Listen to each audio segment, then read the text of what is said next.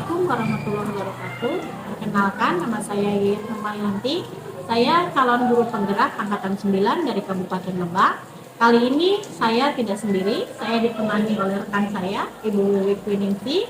Beliau adalah guru IPA di SMP Negeri 1 Widamar. Kali ini akan menemani saya dalam percakapan pra-observasi. Selamat pagi, Bu Wiwi. Selamat pagi juga, Bu. Apa kabarnya hari ini? Alhamdulillah, kabar saya baik. Bagaimana kabar dia? Alhamdulillah, kabar saya juga baik. Terima kasih sudah meluangkan waktunya untuk berbincang-bincang pra-observasi hari ini. Tujuan kita observasi adalah untuk menentukan kesiapan nanti Ibu pada saat mengajar. Saya mau mengetahui sejauh mana persiapan Ibu untuk mengajar di kelas, dan nanti saya akan ikut dalam kegiatan belajar di kelas Ibu. Apa Ibu bersedia? Siap, saya bersedia diobservasi oleh beliau. Terima kasih banyak. Ibu, sebelum melakukan observasi, ada beberapa hal yang ingin saya tanyakan pada Ibu. Untuk pembelajaran kali ini, tujuan apa ya, Bu? Untuk materi dulu ya, Bu ya. Materi yang saya ambil pada kegiatan ini yaitu mengenai pewarisan sifat. Pewarisan sifat di sini mengenai persilangan monohibrid. Tujuannya yang pertama, peserta didik mampu mengenal istilah-istilah pada persilangan atau pewarisan sifat. Kemudian yang kedua, melalui kegiatan pengumpulan data dan juga diskusi kelompok, peserta didik mampu membandingkan hasil persilangan monohibrid dominan resesif dengan monohibrid intermediat melalui penggunaan aplikasi virtual.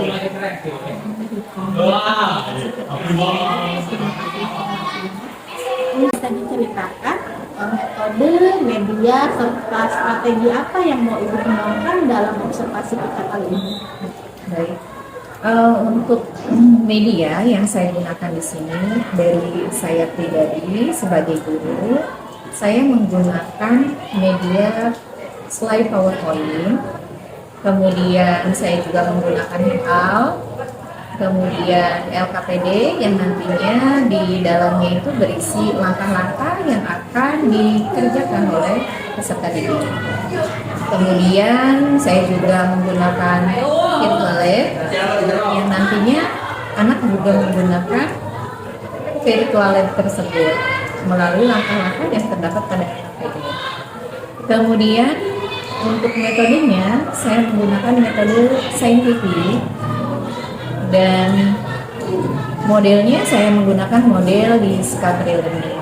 Strateginya yang pertama, peserta didik dibagikan LKPD, setelah itu peserta didik mempelajari LKPD tersebut, kemudian juga nanti peserta didik mencari istilah-istilah pada pewarisan sifat, dan kemudian dari masing-masing kelompok yang berbeda itu ada instruksi untuk mengerjakan tugas yang berbeda. Nah, ini saya ambil kontennya yang berbeda. Contoh misalkan yang konten, ya, diferensiasi konten. Jadi kelompok yang satu diberikan tugas misalkan menyilangkan warna bentuk sayap.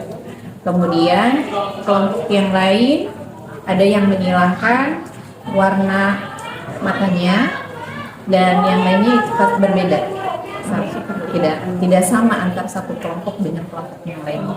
Terima kasih informasinya, Bu. Apakah di RPP yang sudah Ibu buat mengintegrasikan KSE, kompetensi sosial emosional? Ya, di dalam RPP sudah saya cantumkan kompetensi sosial dan emosionalnya. Jadi Ibu menggunakan pembelajaran diferensiasi dengan mengintegrasikan KSE seperti itu, Ibu. Ya. Kalau seperti itu, indikator apa, Bu, yang sekiranya bisa dilihat gitu dari observasi nanti? Indikator tersebut ya, saya mengharapkan peserta didik itu mampu secara berkelompok bekerja sama dengan baik, mampu mengikuti alur yang sudah saya tentukan dalam LKPD, dan tentunya anak mampu mempelajari apa yang bisa dipelajari pada materi tersebut. Untuk waktunya, saya bisa masuk ke kelas ibu di hari apa ya Bu? Insya Allah besok saya ada Bu, ada di kelas 9B. Di 9B Ya, jam yang ke-3 ke 4. Ibu bagaimana bisa masuk? Insya Allah saya bisa besok masuk ke kelas 9B ya, jam ke-3 ke 4. Terima kasih Bu Lili atas waktunya. Terima kasih kita sudah ngobrol-ngobrol santai. Nanti kita sambung lagi obrolannya setelah saya masuk ke kelas ya. Baik. Seperti itu Bu Lili. Terima kasih sekali lagi. Selamat menyiapkan pembelajaran untuk besok. Mudah-mudahan sukses pembelajarannya sesuai dengan RKP yang sudah dibuat. Terima kasih. Assalamualaikum warahmatullahi wabarakatuh.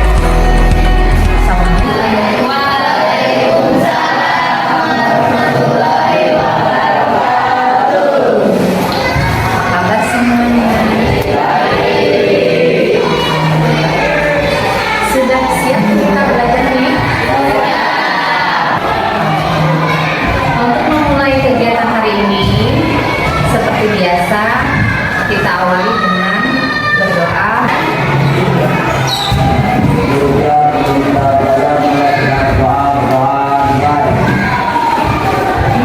Dan sebelum kita masuk ke materi, Ibu mau menguji terlebih dahulu kemampuan kalian mengenai materi yang akan disampaikannya. Ibu share link untuk pretest.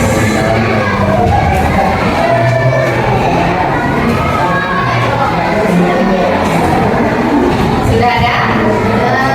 Sudah. Silakan dibuka, diisi. Ibu beri waktu 2 menit.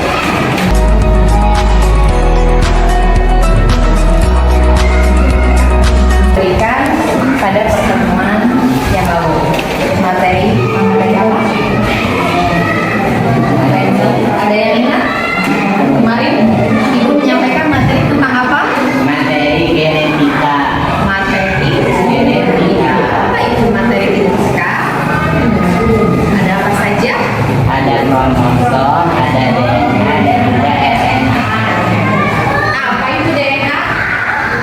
DNA yang memberikan informasi genetik yang akan disampaikan ke DNA itu Pembawa. Agama ini adalah salah satu dua bumi yang berasal dari Indonesia dan merupakan perpaduan antara dua bumi dan dua pepaya. Maka dari itu, ini nama Jerman atau pepaya di mana bumi dan isinya.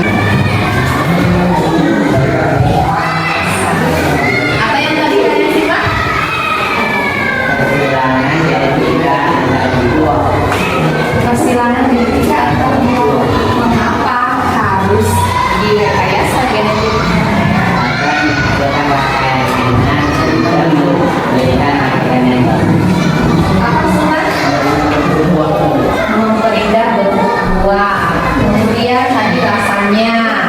Ada apa lagi? Selain itu, ada kaitannya. Kita akan mempelajari materi hari ini yaitu mengenai persilangan monohibrid. Jadi menghilangkan satu sifat beda pada makhluk hidup.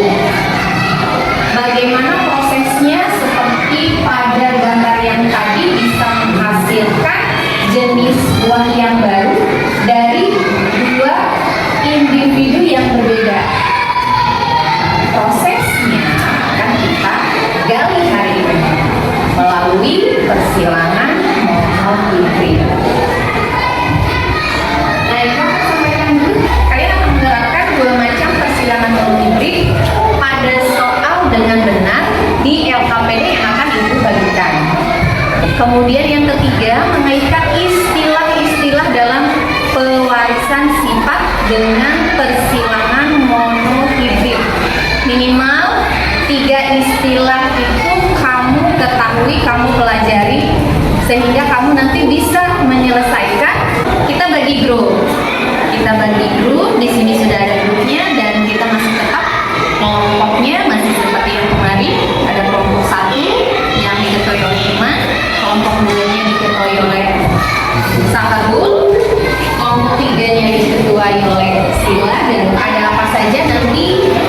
mengamati suatu gambar, kemudian kamu nanti menerjemahkannya.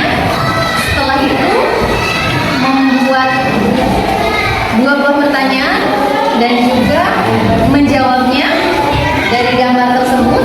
Kemudian nanti kamu mencari mencoba menghilangkan lalat buah betina dengan lalat buah jantan melalui virtual lab. Silakan diamati. Di situ ada dua gambar. Yang pertama ada gambar mawar merah yang disilangkan dengan mawar putih, kemudian menghasilkan keturunan mawar pink atau merah muda. Dari gambar tersebut kalian buat dua pertanyaan. Buat dua pertanyaan yang berkaitan dengan kesilangan monohibrid. Silakan dibuat pertanyaannya. Ini bisa jadi warna pink sih. Iya, padahal kan ini warna merah sama putih ya. Cuman kalau memang putih merah, kenapa enggak? Merah aja sama putih. Iya ya. Tandanya pertanyaannya,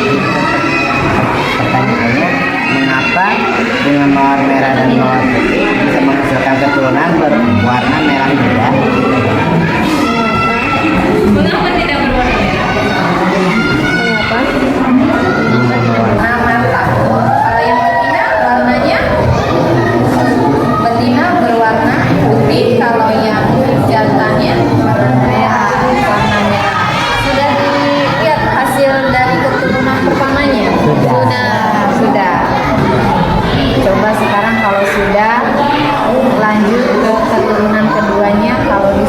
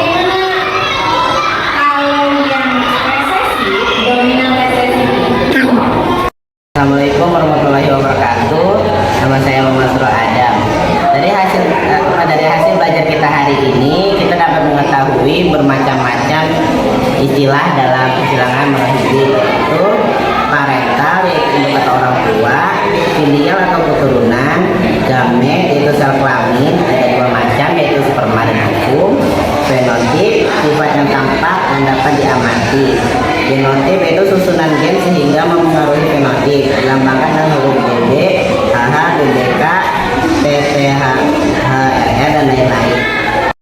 Dan yang kedua, kita sudah mencoba mengawinkan dua jenis lalat menggunakan persilangan monohibrida di virtual lab. Di virtual lab kita mengawinkan dua jenis lalat yang memiliki satu sifat beda dan menghasilkan keturunan yang sesuai dengan induknya. Yang dapat kita simpulkan dari pelajaran hari ini. Terima kasih. Tadi ya dari kesimpulan yang Sarul sampaikan itu sudah benar bahwa persilangan monohibrid itu merupakan persilangan dengan satu sifat beda. Contohnya satu sifat beda itu hanya dilihat misalkan dari bentuk mata saja, atau dari warnanya saja, atau dari bentuk tubuhnya, atau misalkan kalau pada manusia bentuk rambut, warna dan muka.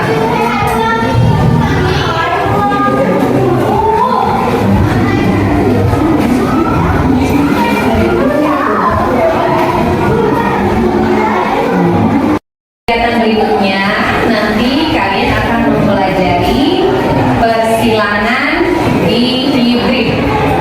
Apa itu persilangan hibrid? Nanti kalian cari tahu, gali sedalam-dalamnya, bisa melalui buku paket atau kalian memanfaatkan gadget kalian untuk mempelajarinya.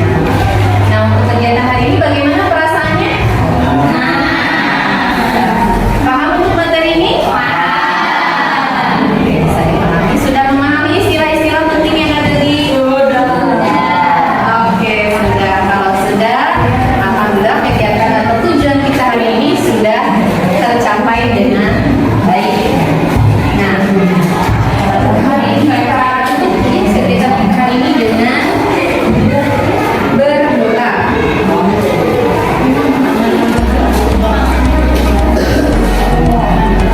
Kemudian Imam pimpin doa terlebih dahulu.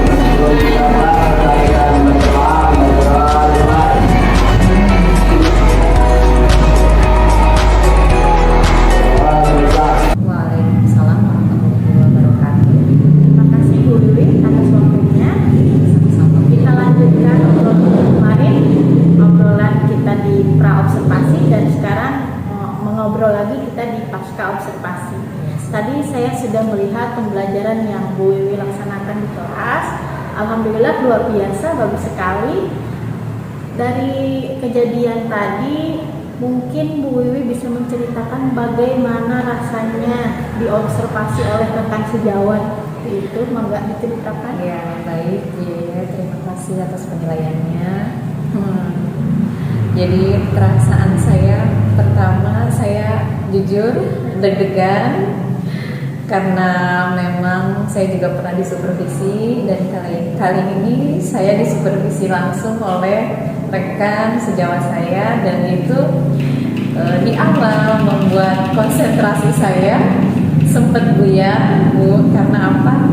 Yang tadinya biasa saya tidak ditongkrongi, tidak ditemani oleh rekan sejawat, sekarang ada teman saya di hadapan saya, posisinya ada di belakang kanan, dan itu cukup membuat konsentrasi saya sedikit di awal sedikit buyar, tapi alhamdulillah lama kelamaan saya bisa beradaptasi.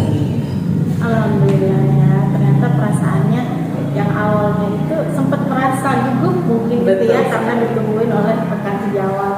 Padahal saya juga hanya menilai dan sama-sama belajar saja Bu, ya tenang saja.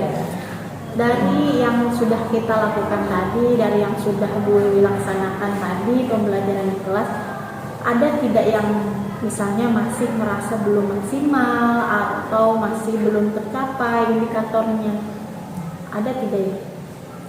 Kalau untuk pembelajaran, apa yang menjadi tujuan pembelajaran sudah saya sampaikan kepada anak-anak tadi ya, kita dalam mengajar itu, ya tidak semua peserta didik itu berhasil mengikuti pembelajaran kita. Yang saya lakukan tadi, saya itu kan mengelompokkan peserta didik Bu ke dalam beberapa kelompok, yang nantinya peserta didik itu akan melakukan tugas yang terdapat dalam LKPD.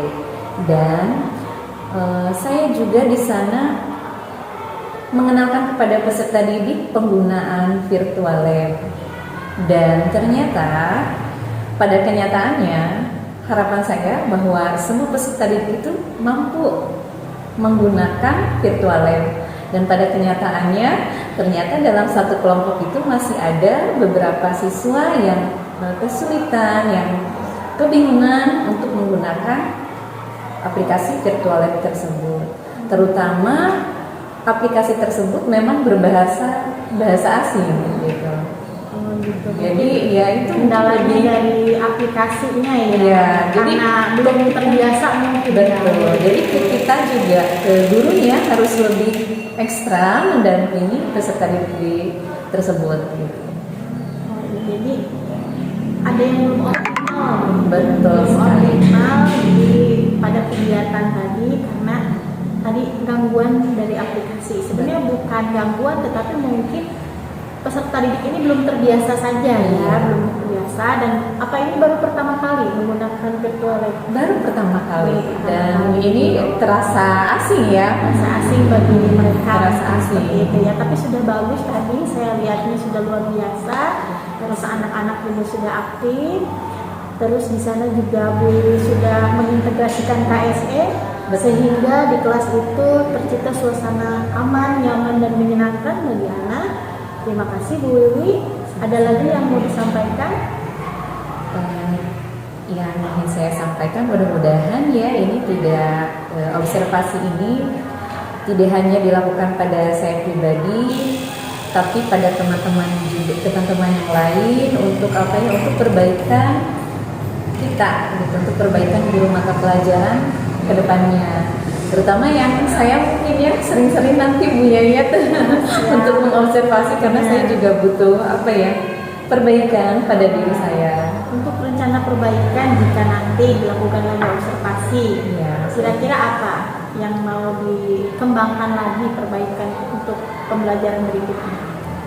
kalau misalkan untuk materi yang sama, ya jika observasinya masih sama materinya, ya mungkin tadi tekniknya, teknik pendampingan kepada peserta didik, kemudian juga teknik strategi kedepannya. Jika Bu Yayat nanti mau mengobservasi kembali saya mengenai materi yang sama, mungkin ya untuk di kelas yang berbeda, strategi yang akan saya lakukan yaitu pengelompokan siswa. Kemudian juga yang kedua, untuk pembelajaran diferensiasinya, karena tadi saya hanya menggunakan diferensiasi konten, mungkin yang selanjutnya saya akan mencoba kembali dengan diferensiasi produknya hasilnya. Jadi yang tadi dirasa kurang maksimal karena pengelompokannya itu belum berdasarkan Daya belajar. siswa. Jadi nanti untuk di kelas lain, Bu Wiwi akan melaksanakan strategi dengan cara mengelompokkan siswa yang belajar dan satu lagi tentang kontennya mungkin yang berbeda. Terima kasih Bu Wiwi. Ada lagi yang mau disampaikan? Saya terima kasih sekali Bu Yayat. Saya sudah disupervisi oleh Bu Yayat dan alhamdulillah itu menjadi masukan bagi saya untuk perbaikan saya ke depannya. Nah, sama-sama Bu Wiwi, kita juga sama-sama belajar. Mudah-mudahan kita lebih baik lagi dalam memberikan pelayanan terhadap siswa-siswi kita. Terima kasih atas waktunya. Assalamualaikum warahmatullahi wabarakatuh. Waalaikumsalam warahmatullahi wabarakatuh.